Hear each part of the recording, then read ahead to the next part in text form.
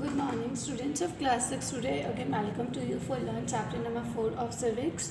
In the previous video we have learned about the apartheid system of South Africa and how the Nelson Mandela get victory to against the apartheid system. But today we have learned about the participation. कि हम देखेंगे participation क्या होता है. जैसा आप लोगों ने प्रीवियस चैप्टर्स जो आपके चैप्टर 3 उसमें देखा होगा कि कैसे लोग कि एक डेमोक्रेटिक गवर्नमेंट में लोग अपने रिप्रेजेंटेटिव को चूज़ करते हैं. Why do we have regular elections. क्या आपने कभी सोचा कि हमारे देश के अंदर ये जो इलेक्शंस रेगुलर किए जाते हैं, आपको पता होगा कि हमारे इंडिया में एवरी 5 ईयर्स के अंदर इलेक्शंस किए जाते हैं जिसमें लोग अपने रिप्रेजेंटेटिव को अपनी चॉइस से चुनते हैं. In the previous chapter that people make the decision in a democracy through voting in election. People elect leaders to represent them. This representative take decision on the behalf of the people.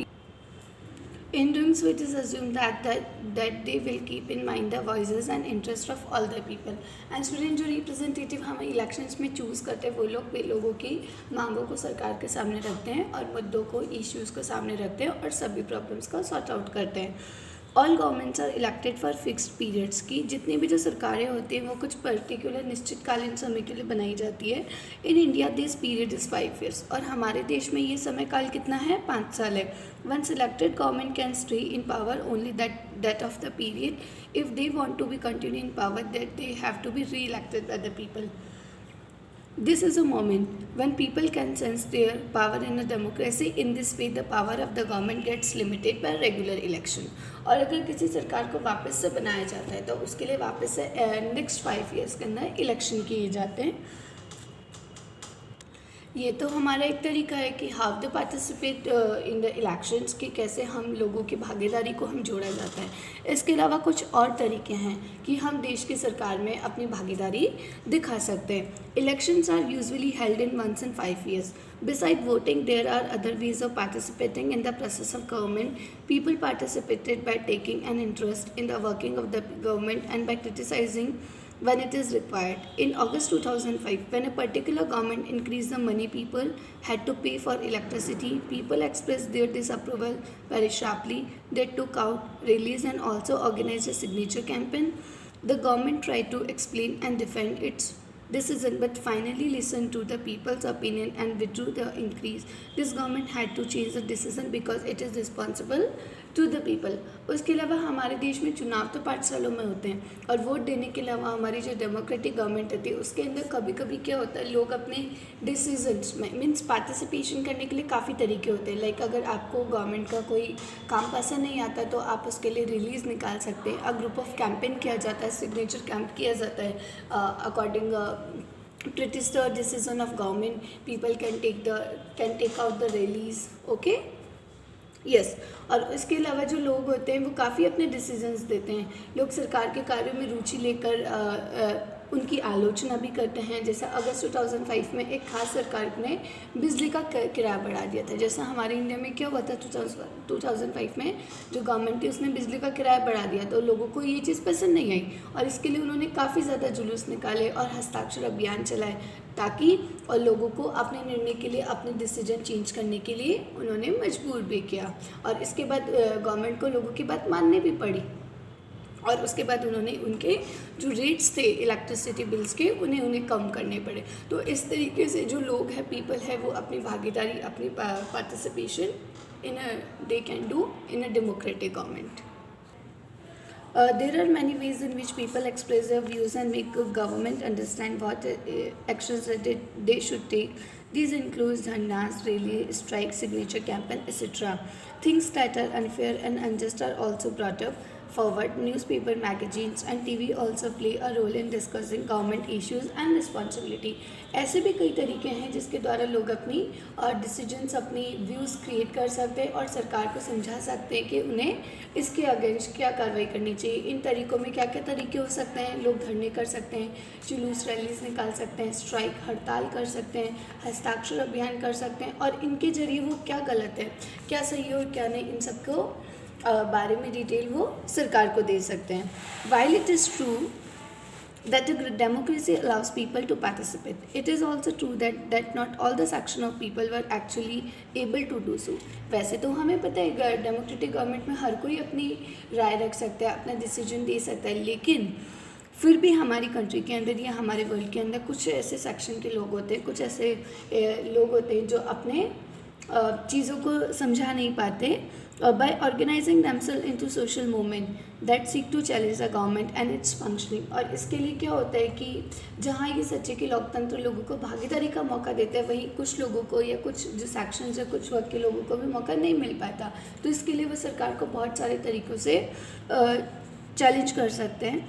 Member of the minority community, Dalits, Adivasi women and other are often able to participate in this manner. और इसके लिए क्या करते हैं, जो आदिवासी लोग हैं, दलित हैं, अल्पसंख्यक लोग हैं, वो इन आंदोलनों में भाग लेते हैं और उसके ज़रिए सरकार को अपनी प्रॉब्लम्स के बारे में अवगत कराते हैं, उन्हें अपने बारे में समझाते हैं.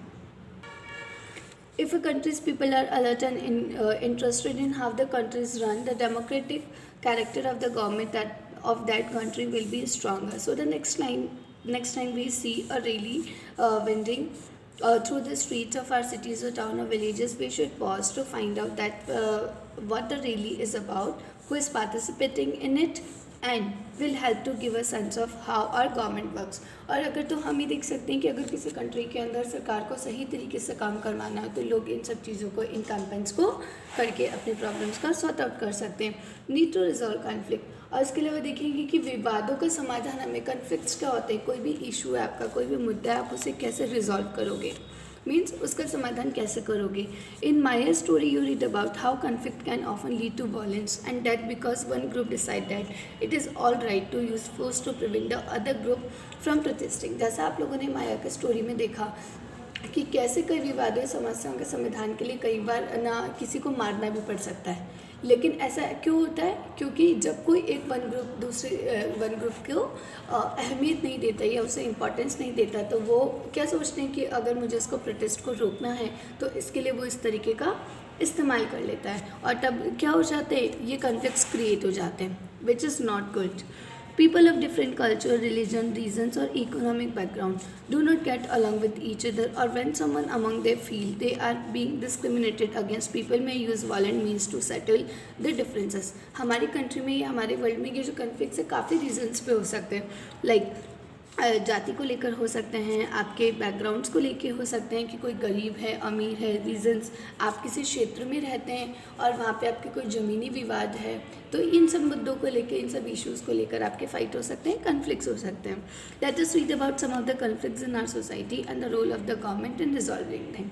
अब हम देखेंगे कि हमारी कुछ एग्जाम्पल्स हैं, कुछ ऐसे इश्यूज़ हैं which I tell you about it, कि कैसे हमारी गवर्नमेंट को उन्हें रिजॉल्व करना चाहिए, कैसे उनका समाधान फाइंड करना चाहिए.